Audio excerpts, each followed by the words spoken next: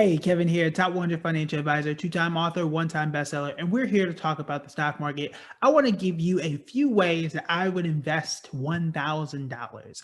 Someone had asked this in a group. There are a bunch of answers. Some were great, some weren't, but I like doing videos. I wanted to explain what I would do and draw it out on the whiteboard. Yeah, I know I can't draw, but we're going to do the best we can, and then explain why I would invest the money this way and some other variations and options. So this is not a recommendation for you to say, oh, look, he just put those things on board. Let me go do that, because everyone is going to be different. And the key here is based on who you are, your investments are going to look different, and they're supposed to look different. The same $1,000 I would invest for myself or my wife is different than I would invest for my son or my daughter. Our goals are different. Our time horizons are different. They have much more time to take risks than what I do for myself. So I'm gonna give you a few scenarios. Maybe we'll do three, maybe we'll do four. So I'm gonna share the screen real quick, and you will be able to see that momentarily if I can find the share screen button, which I know it's here. It's right here in green, right in front of my face. All right, here we go. All right, you should be able to see the whiteboard and me in the corner. I'm still here.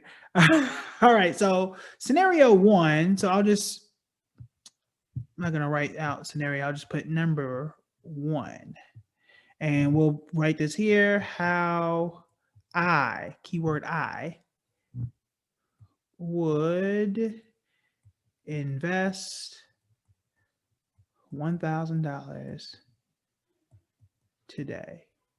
All right. So again, we'll do three. We may throw in four depending on how you want to look at it. All right. So scenario one, what I would do is what we call the rule of 110. So what I would do is just take 110 minus my age. I'm 31, but I'm not going to do all the extra today. Excuse me, 80% stocks.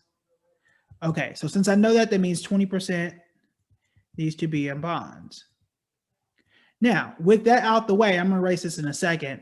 So if I know that I got 20% stocks, 80% bonds, what I would probably do is 80% of my $1,000, so $800, would be in some very good index fund, something like VOO. Doesn't have to be exactly that, something close to it. VOO is one of my favorites because it's just easy to remember. You could also say VTI, one or the other. You don't need both because they do very similar things. Here, maybe I'm doing BND, and that is a bond fund, an index fund here. That's it. That's all I actually need. So I got $800 in VOO. I've got $200 in BND, and every year I'm gonna come back and just make sure they're as close to 80-20 as I can get. They're off by a percent, no big deal. But it's really that investing can be this simple. There is no one who really has a complaint because you own, in this case here, you own 500 of the largest companies. That's a good starting point. You're not weighing yourself. You're not taking overweighting yourself, meaning like you got too much money in one thing. I mean, it's really hard to argue with. Very, very hard to argue with. So it is almost perfect. You want to why is it not perfect? Go to buildingbread.com/PPC. You'll take you to a perfect portfolio course. All right. So that's number one. And that's how I would invest it, just based on what we know. If I'm somebody who is this for? If you're somebody that, you really don't want to be in the market every day, you don't want to worry, you don't want to pay attention, and you don't have to either, this is the lazy person's investment for $1,000, which is totally fine. All right, so number two, and we're going to use that 80-20 for everything. So number two, let's say I want to take a little more risk. I still want to keep my money invested. I'm still going to do 80-20, but I want to be more aggressive. I want to take a little bit more risk. So what I would probably do if I was in this situation, let's do trying to think of a number that I can do math in my head without looking stupid on camera. So let's say if I did 50% VOO, and then I'm still going to keep my 20% BND, BND. So I still got my bonds. I still got my large stock index fund. So it's going to leave me with 30%. And I'm just going to say various stocks. So this could be, and I'm just throwing names out there. Maybe it's Apple. Maybe it's Amazon. Maybe it's Walmart, Clorox, I think CLX, Colgate, and the list would go on. But so I still got my index fund, and I'm being a little bit more aggressive. I'm trying to be what they call strategic or tactical is the technical term for it, where I can play with these stocks and try to get even more than what the index fund would get. But it's not all my money. I got 50% of it. That's an index fund. I know for a fact over time I'm going to be fine. That actually rhymed. I got bars. But I'm trying to just get a little bit more extra and hopefully get a little bit more growth. So in theory, this one should make more than the number one. But again, you're taking on more risk. You might not pick the same stocks that I would pick, and you might not be as good at it. Definitely depends. All right, so we're going to move on to number 3. Now, number 3 is I am super aggressive. I have all the time in the world, and what I would do if I had $1,000 is I am doing this. And it's more, but let's just say 100% stocks. Now, who would do this? Who in the world would do this? If you are an infant, if you're one of my kids, you can do this. My kids still have index funds, but not a whole lot. But if you're ultra risky and you say, look, I don't need index funds. I think I can do better if I concentrate and do really amazing research on the market, then I can go out here without no safety net. People do it. I don't think it is the best thing. I don't think it's the best, most efficient thing in the world, because the number is, the textbook will tell you need somewhere between, depending on who you ask, 20 to 30 stocks to be diversified. Because you don't want to have it all in tech. We saw what happened in October. We saw what happened in the last few weeks. You don't want to have it all in oil. Clearly, you don't want to have it all in travel. So you want to make sure it's all spread out. So by the time you get everything you can and really spread out, you're going to have somewhere between 20 to 30 stocks. Now, the other issue is, do you have the time and the ability to go through and analyze and really do your research on 20 to 30 stocks on your own? And when it's time to rebalance, and when I say rebalance is, we had our 80-20, you want to make sure each of those stocks are level. You don't want to have, $900 here and $100 across all the other stocks. You want to be able to know, I need to sell out of this and put the money, in these different buckets. Are you going to be able to do that type of math every quarter or every year to make sure that all 20 stocks are even? Which ones are you buying? Which ones are you selling? When are you going to sell out of some of those?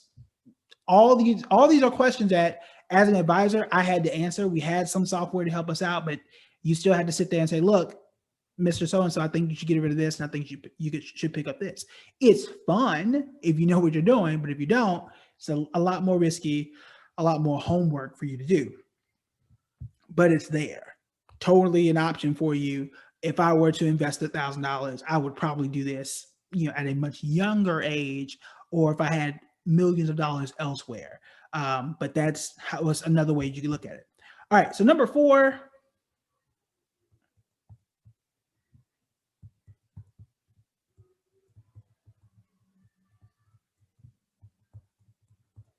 I know yourself is supposed to be one word, but you get it.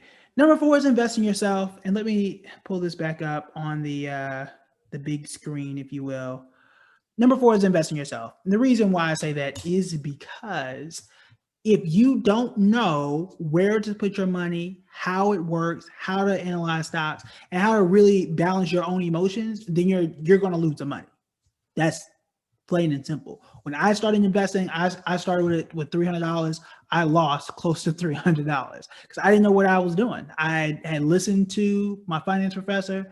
I bought the $300 I had. I put it in Citigroup, Citibank, and 3, 4, 5 weeks later, I was like, oh, this is stupid. I'm losing money. I cashed out and bought a sweatshirt and some other stupid stuff I probably shouldn't have bought.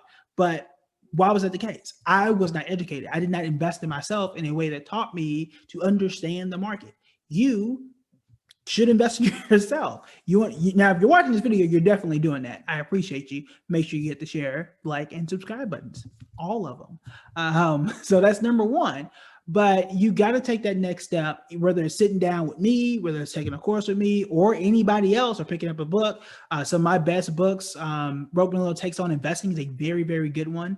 I've written a book on it. There's a lot of them out there, but take the time to invest in yourself. I would not be here teaching you if I didn't invest in myself back then. It was books like The Automatic Millionaire that helped me on my journey. It was, taking boot camps. School was a part of it because I was an econ major. So that helped too at certain points of my life. But I had to invest in me to get to where I am, and you need to invest in you. Because if you don't, then you're not going to be able to make your own decisions. And that's why all of my courses are focused on helping you make your own decisions, because I can only invest if I know your goals. I can only invest if I know my goals, so on and so forth. You have to figure out how to nail down your goals. Is why we talk about it in the Investor's Toolkit. But you have to be able to say, this is what I need, and this is why I need it. These companies, these investments are going to fit best for me. People ask me all the time, do you think that Walmart is a good stock, or Dollar General, or whatever? I'm like, I don't know. For you, I don't know, because I don't know how you react. Is this one of 100 stocks that you have? Is the only stock you have? How much money are you putting into it? All these questions I can't answer via DMs because I don't know, right? Which is why you will almost never get an answer out of me. You're going to get what I like about that stock, or what I am putting on my watch list. And that's the reason why. Because you've got to invest in yourself to see what works for you. What works for some people doesn't work for everybody else. All right, so reviewing, number one, you can put all of it in index funds. I mean, that's the easiest thing you should do. If you are a beginner, you definitely should do. I think, I'll say this, 80% of my money is still in index funds. I think I showed you 50% here. It's probably like in real life, like 70, 80% is there. So that's one way to do it. Number two, you could have a lot in index funds like I do, and then some in stocks. Other stocks that you guys know I like and invest in, if I have $1,000, which I do have, it's in those. That's on the public app. I think I have 12 stocks there that I like, and clearly I put my money behind. You can go check those out. I'll drop that link in either in the bio or the comments above, but you'll be able to see that as well. And then you can put it all in stocks. I don't think that's the best thing for everybody, but it could, depending on what you invest in, it could give you the highest return. Example, if I were risky enough, and if I could tell the future, which we can't, we all could have made 400% by putting our money in Tesla, right? That's a lot of risk if you do that. But also on the opposite side, you could get a Tesla going up 400%, and you get a Bank of America or a Boeing or any of the airlines, and actually lose the opposite of that, not 400%, but 50%, 20%, whatever it may be. And that may not be as pretty, but again, that is the risk when you have all of it in stocks with no bonds and no index funds. So you want to be very careful of that. All right, so those are the four ways that I would invest $1,000. Make sure you hit the like and subscribe button. Make sure you hit the share button. It is the easiest way to pay me. And make sure that you click the link above. Again, I'll probably put the public app there, my favorite investing app. You get to follow me, and you get to see what me and other people are investing in to give you an idea. And you get to see, how it really works. Sometimes it's boring. Other people may not be. But I like my investing boring. You should too. All right, that's it for me. Talk to you guys later. Bye.